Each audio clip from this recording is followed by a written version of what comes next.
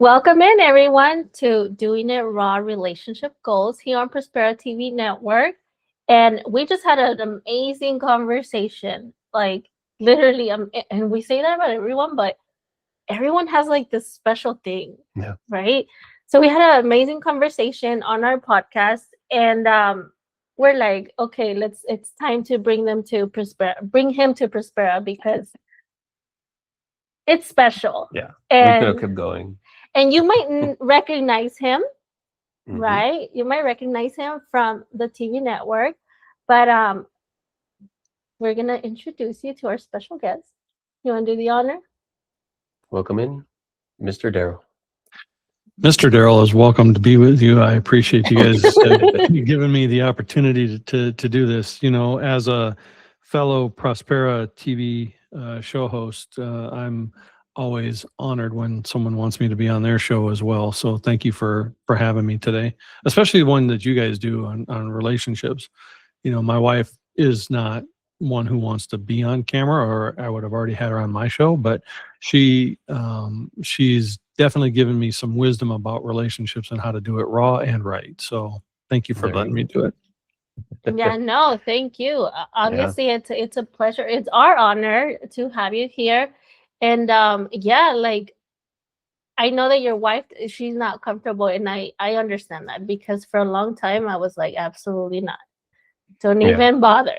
A year But ago, we were not doing this. No, we were. That's when we barely started. yeah, A when year we ago. started this one, but yeah, like I've heard you speak and I've heard you talk about her, and I want to bring this up because I didn't bring it up in the podcast because I wanted to talk about it here.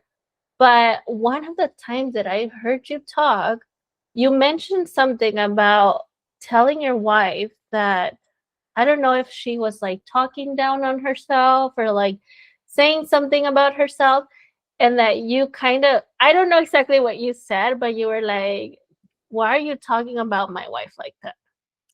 Yeah, my wife has been chronically ill since we met 11 years Mm. ago.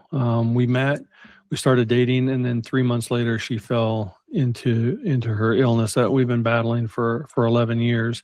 Mm. And as a single mom who raised her child and helped her immigrant parents, because they're from Portugal, and so she had to, you know, interpret for them often as a child and then care for them later in life as they got older.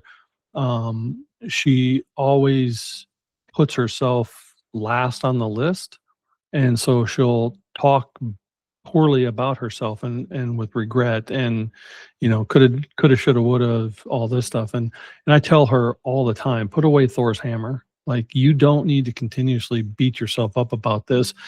And I think what you're referring to, Brie, is I told her, if you talked to your friends the way you talk to yourself, you wouldn't even have friends. So don't talk to yourself that way, because it's a reflection on how you're going to heal and grow. And a lot of us are very bad at that. We internally have this negative speak. Our brain's job is to prove us right. So if all you're doing is talking negative to yourself, your brain is going to find ways to make you right. So Mhm. you've got to Yeah. change that dialogue. And for her, it's really hard because she heard it externally and then she developed it internally. So it's like Mhm. stereo, and changing that. You know, I don't want anyone talking to my wife that way, let alone my wife talking to herself that way. Like, Yeah. if a stranger said to her what she says to her, I'd probably be in jail because I wouldn't tolerate it. Like, seriously. You know. Yeah, Yeah. and I think that's why I kind of I was wow about it because that's exactly what you said, what you just said right now. But I took it in the other way because that's what he tells me. Mhm. Like there is times that I will like, do stuff Like and the smallest imperfection that she can find. Mhm. he'll be like, he'll come up to me and he'll be like, why are you talking to my wife like that? And it like the first time he said it, I I couldn't say anything because I was like, he's confronting me, but I'm his wife. So then I kind of in my head kind of like separated us. And now it was like, that's true. Why am I talking to his wife like that? Like, and now like I tend to think about it twice. If he's around me, I'm like, yeah, like I'm not gonna say what I'm thinking right now because, and I'll talk to him about it because I know that it's important. But when you said that, I was like, wow, like that is a thing. So what made you like start doing that with your wife? Like, how did you even learn to do that with your wife? Well, as I told you before, my background's in psychology. So knowing how the brain operates and what it does. And when you're trying to heal from a physical ailment, your brain has to be a part of that. And if your Mm, brain is already in negative mode, your physical body will manifest more negative stuff. And my wife has almost died twice. I don't need her brain adding to the problem, right? I need to Yep. change her brain so we can change her life. And so that's where it came from personally for me. You know, I grew up in a very tumultuous relationship where my mom was, you know, in today's society, very physically abusive, right? Mm. What she did as I was growing up would probably get her arrested in today's world.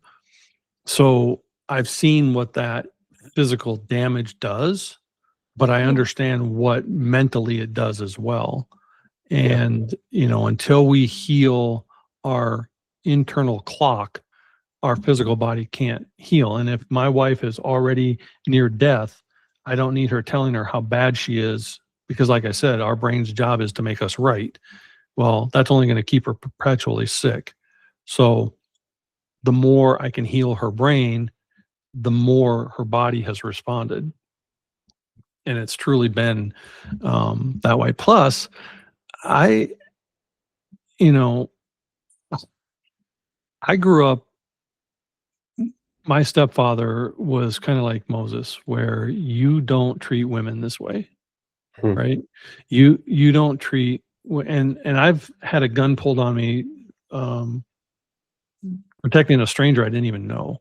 Like someone was physically and verbally abusing her as I was driving home with some friends. I stopped to protect this girl, and he pulled a gun on me and said, you know, none of your business, get out of here. And I didn't back down. If my friends hadn't physically backed me away from that, I probably wouldn't still be sitting here with you. Mm. So I grew up in an era and a belief that you don't treat women that way. You don't physically and verbally abuse women. So even if you're the woman doing it, don't do that. Society is going to breed as a woman. And again, I can only speak from a male perspective because I'm not a woman.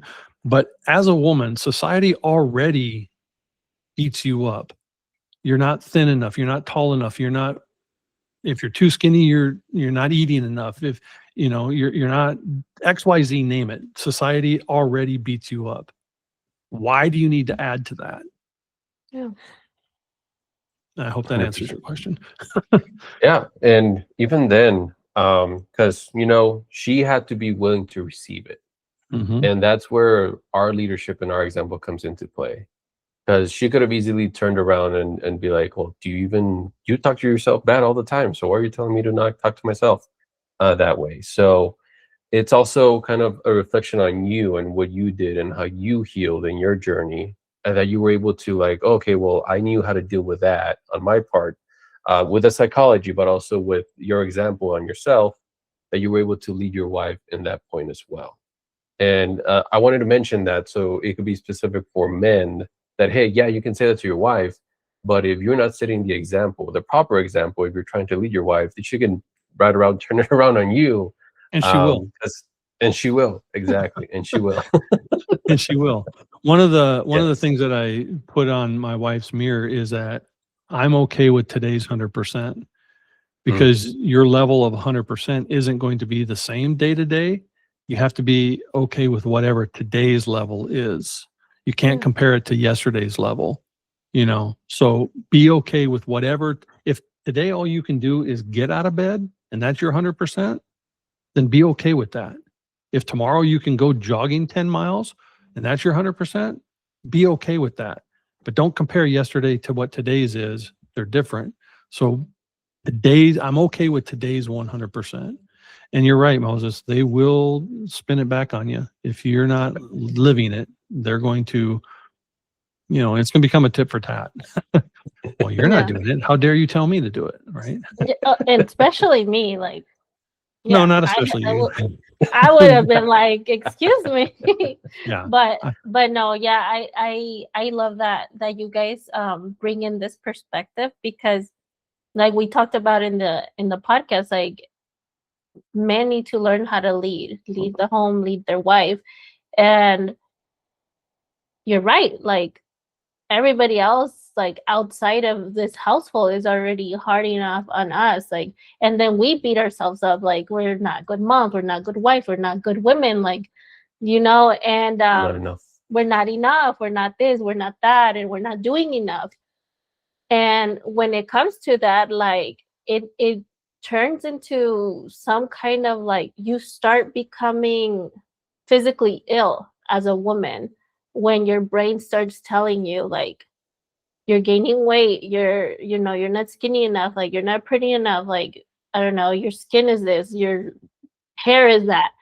Mm-hmm. And I noticed that a lot when I would do that I would be like less energy, very like grumpy, sometimes like my head would always hurt. And when he started saying that, and I started thinking about it twice when I looked at myself or when I did something, I realized that it did make a difference. It made a huge difference on how I talked to me, how I loved myself.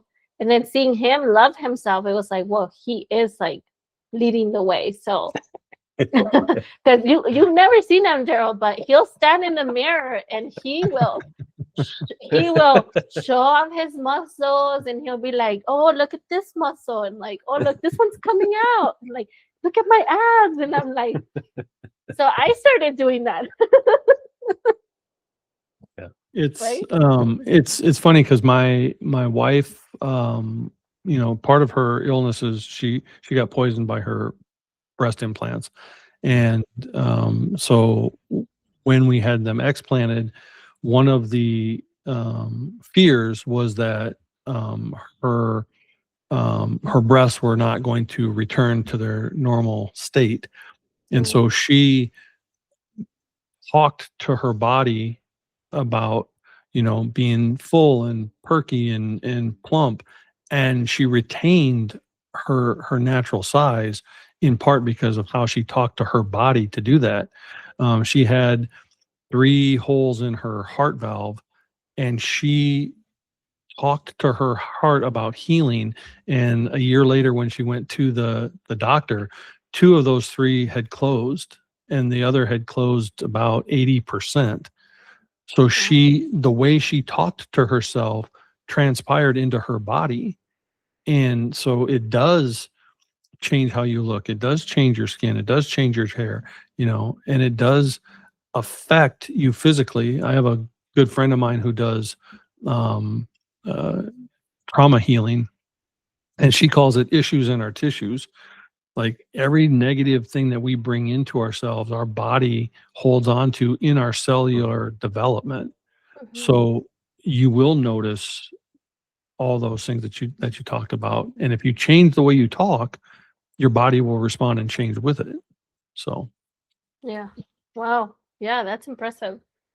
I love that. Yeah, we learned that also the hard way.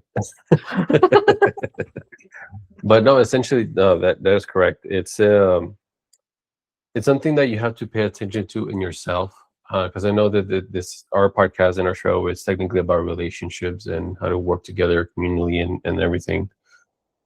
But a key thing is you have to know yourself as well. You have to know everything about you, all the good stuff, the bad stuff, the ugly, the beautiful, everything, and without judgment, right? You just have to know it, understand where it's coming from, And if it doesn't work for you and your relationship, get rid of it. If it does, then find a way to get more of that and being fruitful.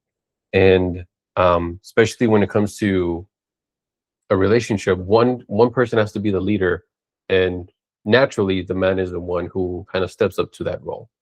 However, I needed to know myself, and I'm sure that on your part, you also needed to know yourself, so you can go ahead and lead your relationship to where it is now. But a lot of that is us bringing a lot of stuff that we held on to into light, right? Can you speak to that on that front, where like maybe some things that you had to learn to bring to light that you wanted to, keep in the closet a bit longer or in the basement and not have anyone know about it? Because that's something that I had to do on my part as well. Yeah, if we don't if we don't sit with our demons and bring them forward, then they're always wrestling with us in the background and making things adversarial. We all have parts of our stuff that we're not proud of, that we don't want to speak to, and that we're not willing to bring forward. But if you have a partner, and my experience with my wife is that what she wanted most was to be let in. And to be let in means that I had to be vulnerable, means that I had to be open, that I had to be honest about even the darkness, because everything isn't sunshine and roses. And if they don't know what you're wrestling with when it comes out, they're like, well, where the hell did that come from? Right? Yeah. But if they know what you're wrestling with, they can be supportive and understanding and help you get through that. Bree, you said something earlier where men are not allowed to be men in a relationship anymore. Society has weaponized masculinity, and masculinity, in my humble opinion, does not mean dominance in the relationship. It means being solid, foundational, that they can rely on to be a good partner and lead. And sometimes you lead by letting your wife take the lead. Sometimes you lead by letting her do what she needs to do, but knowing that you're there as a solid foundation. And we can't do that if we're always just wrestling with our demons, to answer your question, Moses. 100%. If all we're doing is internal battle with our darkness, we can't let her lead, because we can't even lead ourselves. Exactly. But we have to be. When I got healed, I went to a sermon with my wife, and they did the altar call, and people were going up to receive Christ into their life, and I started crying for no reason. And it was the first time in a really long time that my wife had just seen tears, and she felt proud of me that I was vulnerable enough to feel something other than anger anymore. And the anger comes from not exposing those demons in that darkness. The anger comes from always having to suppress it and try to keep it hidden and down. And once you've brought it up to deal with it, now you can express other emotions. You can express sadness. You can express empathy. You can express things that are not anger. And it enhances the relationship because you brought that forth. Exactly. And it made her more secure. Exactly. Yeah. I call that the holding on to is emotional constipation. True. Absolutely. That's crazy. No, well, I mean, Daryl, you have been the perfect guest. Seriously, you have no idea that our podcast is just gonna blow up after this, I'm sure. But thank you for being here. Thank you for being on our podcast, for being the guest and not the host this time. And just giving us everything that you know, and being open and just being amazing. Thank you for being here. And if there is anything, one last thing that you want to advise our couples and these relationships that are watching and listening, what would it be? If you want to be successful in your relationship, you have to be honest with your partner, and with yourself. Mhm. You have to know what your strengths are and what your weaknesses are, and deal with them both honestly and authentically. Because if all you're doing is wearing a mask and all you're doing is faking it, then your relationship doesn't stand a chance. So get real with yourself, and then you can get raw with your partner. Beautiful. Whoa. Beautiful. That's exactly the point of the name of the show. Yeah, You have to do it exactly. raw. Awesome, Daryl. Well, we'll appreciate your time. If you want to catch Daryl, he's also part of the Prospera TV Network. You can join his show. It airs how often? Wednesday night at Every Wednesday. 8 Eastern. There you go. If you want more of Daryl, follow him on social media, look at his show. Because, man, if this is, you just got a glimpse of Daryl. If you want full on Daryl, then go over to his show and make sure you watch that. But we appreciate your time, Daryl. Thank you very much. I appreciate you guys having me. Have a blessed night. You too. Thank you. We will see you all next In the week. next episode.